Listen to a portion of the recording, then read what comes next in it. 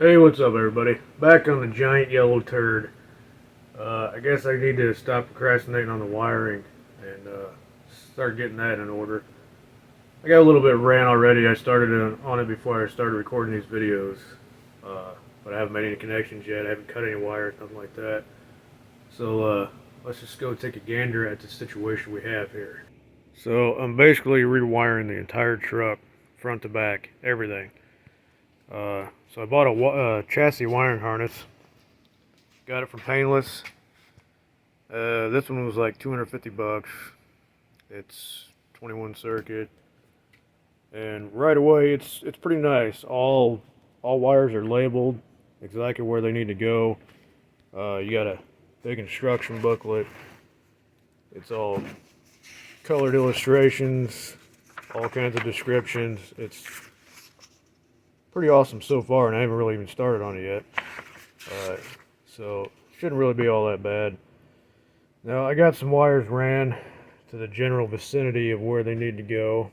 I got them going through the firewall. I think this group here is mostly headlights and turn signals. That over there is for like starter and the fan. So I need to run those first. The instruction book has got you starting out from the headlights on back. So I think it's pretty clear on how to do stuff. So, and then I got the wires here inside, and it's a big mess, but at least they're all labeled.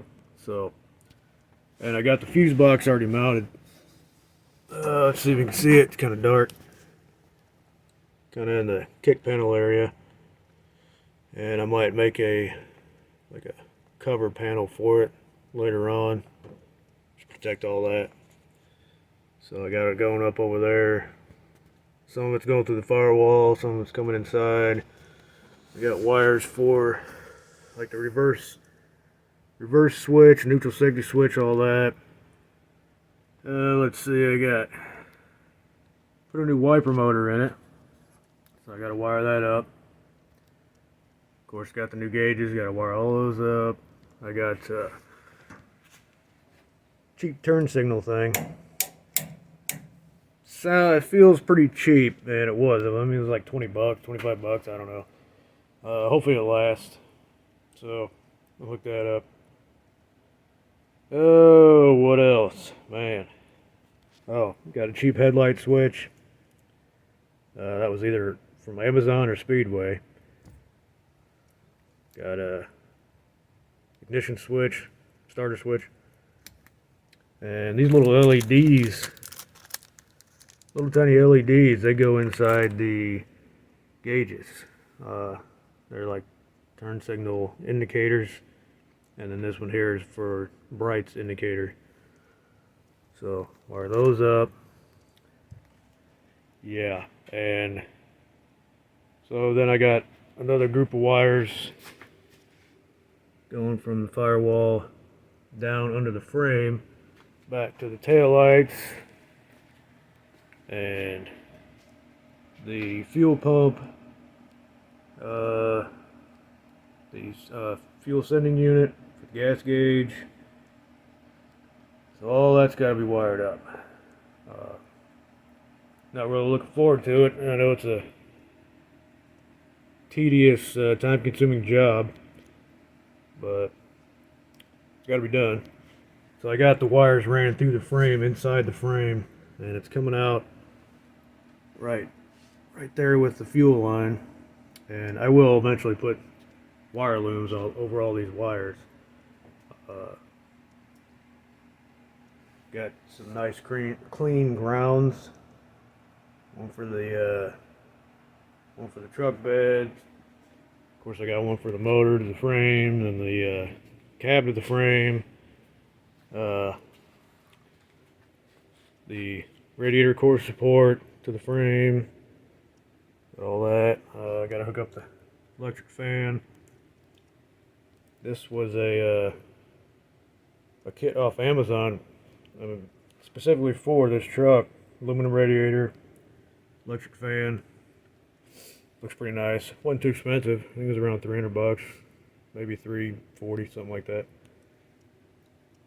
So yeah, I think that's about it. Um, I did buy a bunch of this fancy wired loom stuff. I don't know if I like it or not. I've tried it out a little bit already. It was off Amazon. Wasn't too expensive, but kind of a pain to work with.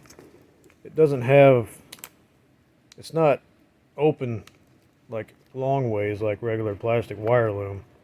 It's just, it's like flexible and it stretches and kind of a pain in the butt, but I guess I'm going to use it because I bought a crap load of it. So,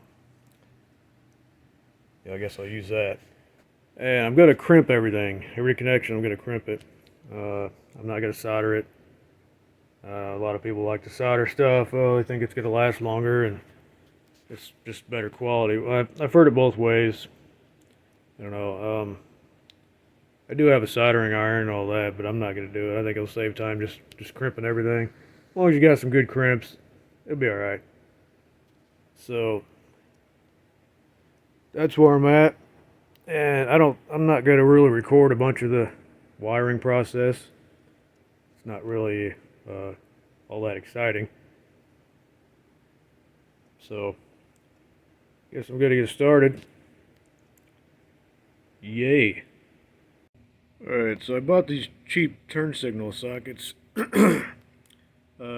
Real cheap. I mean, they're like $6 for the pair, I think. Dirt cheap, but both wires in the back, they're both black. They're not labeled, of course. I've already put that mark on one wire to know exactly which one it was. The housing for the socket acts as the ground, so one wire is for the signal and one wire is for the parking light. Well, tried looking up on the internet, trying to get a wiring diagram for it. Couldn't find one. So I just looked up the bulb itself. It's 1157. And I actually labeled which side, you can't see that. Labeled which one was the signal part, which one was the parking light filament or terminal. And I labeled them. So then I put it in the socket and made sure which wire it lined up with, and then I marked it in the back so I could wire it up right. I also hooked this up to, just hardwired up to a battery, and the signal filament is the brighter one, and the parking light filament is the dimmer one. So that's one way to tell if you got some of these cheap sockets. It came with no wiring diagram, nothing labeled. So that's how I figured that out. Alright, gotta get back on it. After racking my brain of where and how I'm going to mount the battery, I think I'm going to put it back here in the bed. I got a little section of the floor laid, just some steel roofing, old panels I had laying around. I'll eventually finish the rest, but I needed a panel so I can mount the battery. So I already made a little tray for it, made it out of aluminum. I mean, that took all like 5 minutes to make that on a cheap Harbor Freight brake. So my plan is to have a 3/16 plate here, a couple holes drilled in it, got some threaded rod going down underneath the floor, and another plate underneath the floor to kind of strap it in. And then I'll make the rest of the box out of aluminum on the brake, and I might put like a little design on the side or something like that. Then I'll use the top posts on this battery and probably just go through the floor and then run it underneath the cab and have the positive go into the starter, and then obviously the negative go into the frame. So I think that's how I'm going to do it. And maybe later on, underneath the floor, I'll probably weld some brackets to the plate I'll have underneath there and weld it straight to the frame. make it a little more solid. But for now, I'm just gonna put a plate under the bed floor, just to stiffen it up, hold the battery in there. I'm ready to get this thing on the road. I'm tired of things taking 10 times longer than they should. So I'm gonna whip this out. So there's my battery mounted. It's all tightened down. Cables are on it. Ran the cables straight through the floor. There's my inline fuse for the fuel pump. Got my bracket to hold it down. I got a plate that exact size underneath the bed, supporting it. And I got some nuts and washers here to space out the top of the box.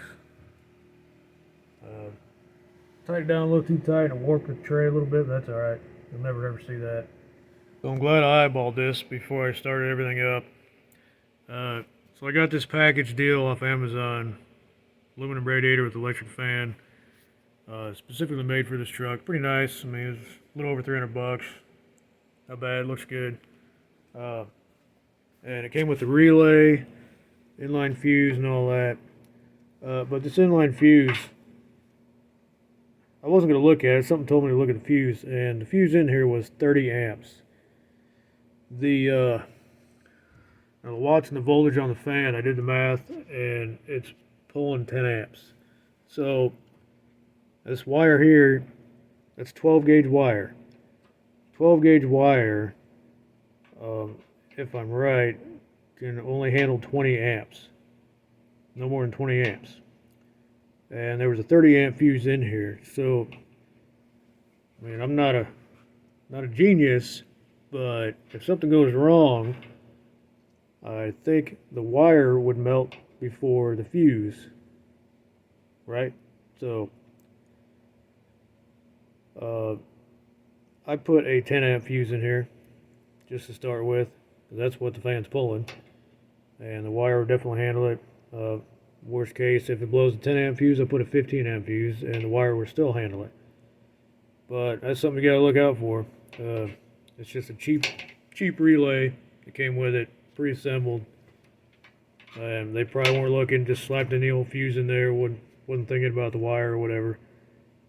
So yeah, I probably avoided a fire or something. So check all that stuff out. So that about does it for that one. Hope you got something out of that. See ya.